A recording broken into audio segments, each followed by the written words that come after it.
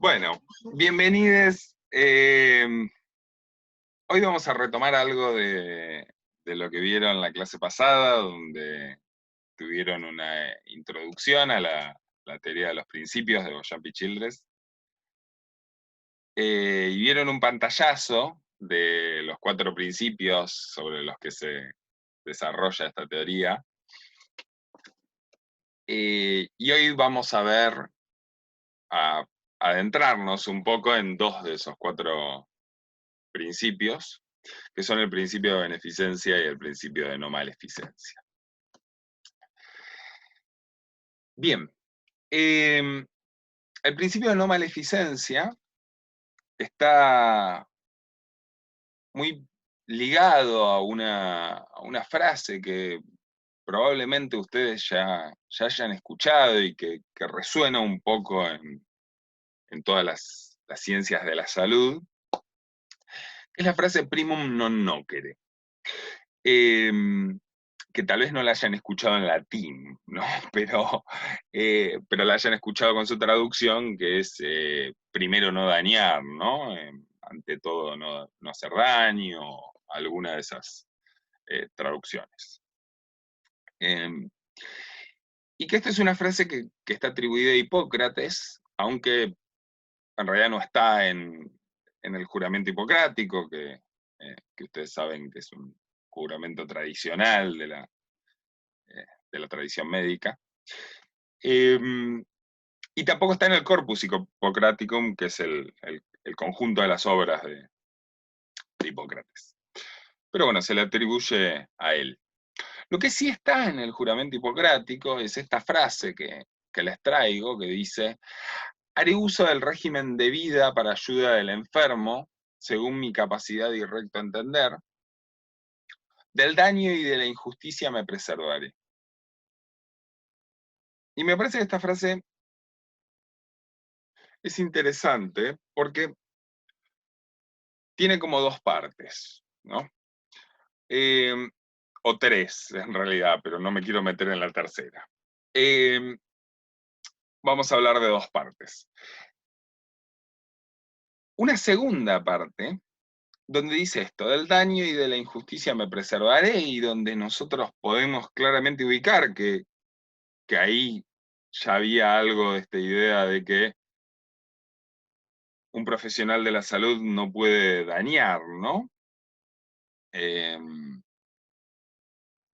Y una primer parte donde dice: haré uso del régimen de vida para ayuda del enfermo, ¿no? Según mi capacidad y recto entender. Pero ahí planteaba algo de una obligación de ayudar al enfermo también, ¿no? La obligación de no dañar y la obligación de ayudar. Con lo cual había algo presente desde aquellos tiempos de estas 2 ideas: ayudar y no dañar. Y acá aparecen estos 2 principios, ¿no? El principio de no maleficencia y el principio de beneficencia. Sin embargo, en la historia de la bioética, en un principio, si nos remontamos al informe Belmont,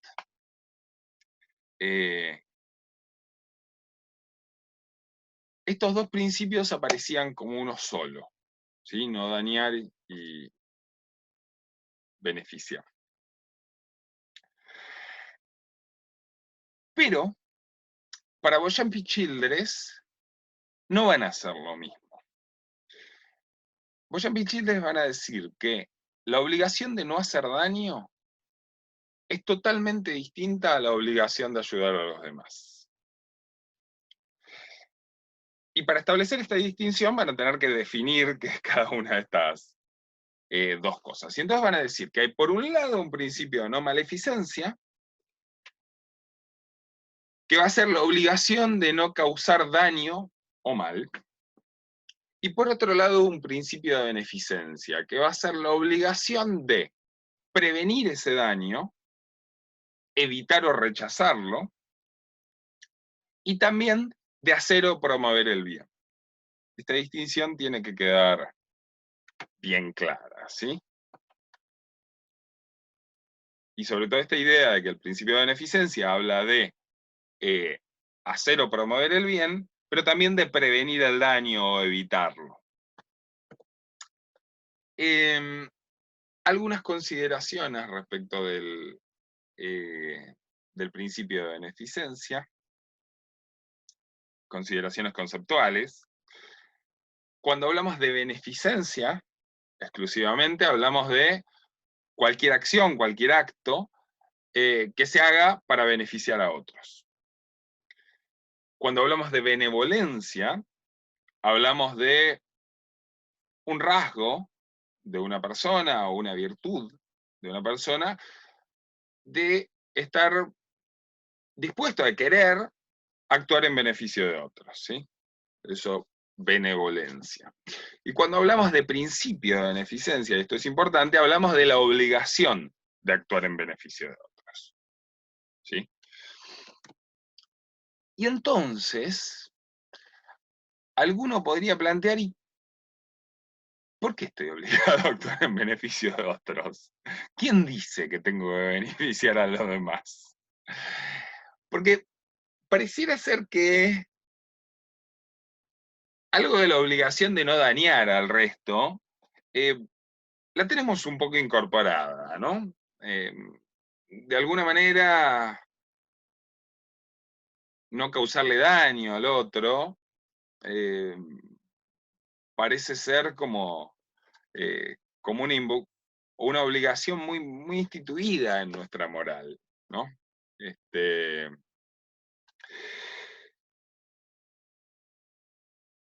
Pero a la hora de plantear que estamos obligados a hacerle el bien al otro, esto empieza a complicarse. También es cierto, y tenemos que hacer esta disquisición, que para no dañar a otro no se necesita más que evitar hacer un daño, mientras que para hacerle un bien al otro, o para evitarle un daño que viene por otro lado, a otro se necesita una acción, ¿sí? A veces acciones complejas, difíciles. Y entonces pareciera ser que uno tiene una obligación absoluta de no hacer un daño, pero la obligación de hacer un bien tendría, aunque sea ciertos límites, ¿no? Pero volvamos un poco más atrás, ¿por qué estamos obligados a hacer un bien? Entonces, es verdad, algunos filósofos, algunos eticistas, plantean que el principio de beneficencia, esto es, la obligación de hacer un bien, implica o sacrificios severos o altruismos extremos, ¿no? Bueno, uno tiene que ser muy benevolente para, para hacer el bien, y estar obligado a ser muy benevolente pareciera mucho. Entonces algunos van a plantear que, bueno, que esta obligación de beneficencia, ¿sí? O este principio de beneficencia, es un ideal, ¿sí? O una virtud, en sentido de, si alguien la tiene, buenísimo, genial, es aplaudible, pero no podemos obligar a la gente a esto, ¿no? A actuar en beneficio de los demás. Y establecen como esta diferenciación entre no maleficencia y beneficencia. Uno estaría obligado a no hacer el mal, pero hacer el bien más o menos. Sin embargo, Beauchamp y Childress no van a establecer un orden normativo ni una estructura jerárquica entre los dos, ¿sí? Entre los dos principios. Van a decir, no es que un principio vale más que el otro, y entonces yo siempre estoy obligado a no hacer el mal, y beneficencia, bueno, en segundo plano. No. Para ellos, la obligación de no hacer daño a los demás puede a veces ser más estricta que la obligación de ayudar, sí. A veces la no maleficencia va a ser más estricta que la beneficencia, pero a veces las obligaciones de beneficencia pueden ser más rigurosas que las obligaciones de no maleficencia. Acá nos está diciendo que vamos a tener que ver el caso a caso, ¿sí? En algunas circunstancias, alguno prevalecerá por sobre el otro y viceversa. Pero no es que uno, prima facie, prevalece sobre el otro. ¿Sí? Los cuatro tienen que cumplirse prima facie. ¿Sí? Pero veremos en cada caso. Después. ¿Sí? Los cuatro, quiero decir, los cuatro principios que ustedes ya conocen, les estoy adelantando un poco, pero ustedes ya vieron en la clase pasada que los cuatro principios de alguna manera uno puede decir que valen lo mismo, ¿no? Hoy que estamos viendo beneficencia y no maleficencia, estos dos principios valen lo mismo, ¿sí? No hay una jerarquía entre los dos. Bien. Esta filmina es para establecer algunas diferencias teóricas, parece medio verdad de perogrullo, pero para pensar dónde tenemos que plantearnos la pregunta a veces, ¿no? Sobre todo con beneficencia. ¿Cuándo uno está obligado a la beneficencia?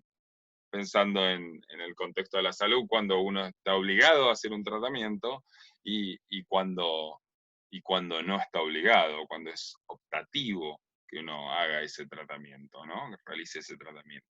Y entonces uno puede distinguir que habría tratamientos obligatorios, donde sería incorrecto no tratar, habría tratamientos donde, por el contrario, sería incorrecto tratar, o sea, es obligatorio no hacer ese tratamiento, y entre medio habría tratamientos optativos, que teóricamente al menos uno podría decir que podría haber tratamientos moralmente neutrales, donde uno no sería necesario que uno lo haga, pero tampoco estaría prohibido que uno lo haga, y tratamientos supererogatorios. Esto quiere decir que excede la obligación, ¿sí? Que uno puede hacerlos, pero que de ninguna manera está obligado. Uno podría hacerlos si uno tuviera muchísimas ganas, mucha voluntad, si uno se queda después de hora del trabajo, etcétera, etcétera, etcétera. ¿Sí? Eso sería supererogatorio. Después de hora, quiero decir, no sé, hago horas extras por mi propia voluntad, ese tipo de cosas, ¿no? Es un ejemplo banal. Entonces la pregunta que nos cabe acá es, bueno, pero entonces ¿cuándo estamos obligados a hacer el bien, ¿no? ¿Y por qué estamos obligados a hacer el bien?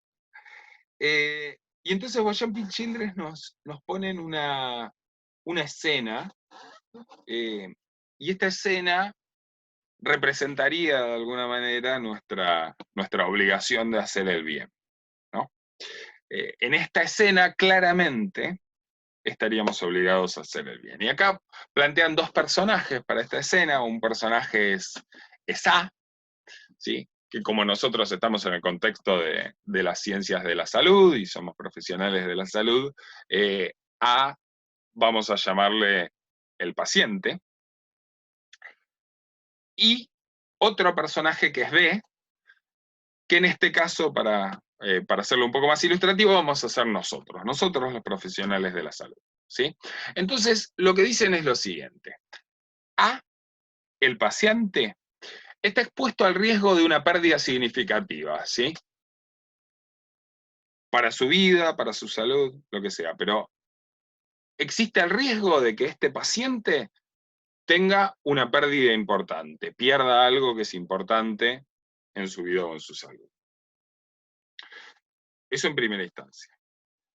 En segunda instancia, nuestra acción es necesaria para prevenir esta pérdida, ¿sí? Si nosotros no actuamos, se va a producir esta pérdida, y si nosotros actuamos, esta pérdida podría evitarse. En tercera instancia, nuestra acción no va a representarnos ni riesgos, ni costes, ni cargas significativas, ¿sí? No es una cosa enorme para nosotros, ¿sí? No es que nos va a producir un daño grave a nosotros.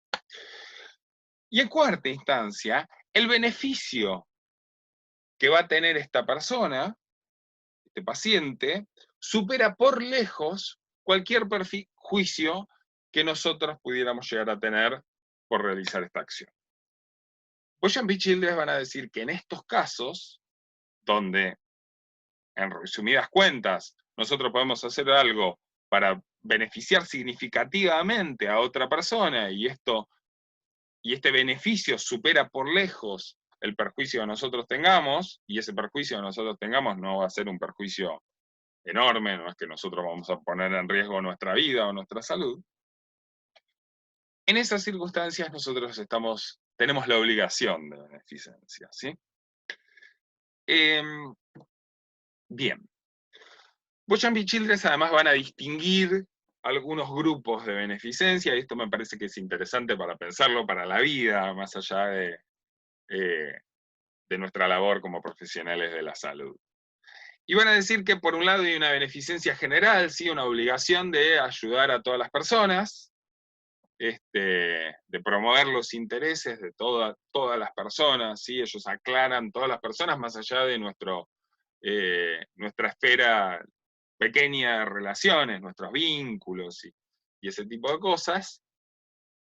Eso es por un lado una obligación, un nivel de obligación para todas las personas en general, algún grado de obligación. Y por otro lado, hay algún grado de obligación que es específico de determinados vínculos o de determinadas relaciones. Entonces van a decir, bueno, por un lado, hay una obligación determinada para algunos grupos especiales, ¿sí? Como hijos, amigos, familiares, ¿sí? No es lo mismo la obligación que uno tiene para con un hijo, la obligación de beneficencia, para con un hijo, hijo, hija, hije, que la que uno tiene para con el vecino, ¿no?